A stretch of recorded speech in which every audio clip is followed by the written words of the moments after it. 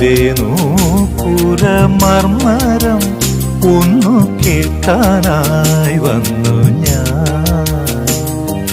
നിന്റെ സാന്ത്വന വേണുവിൽ രാഗലോലമായി ജീവിതം.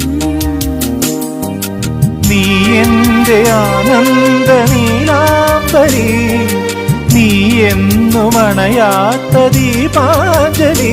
നിറഞ്ഞ നിൻ മൗനം പാടും പാട്ടിൻ താളം ഞാൻ.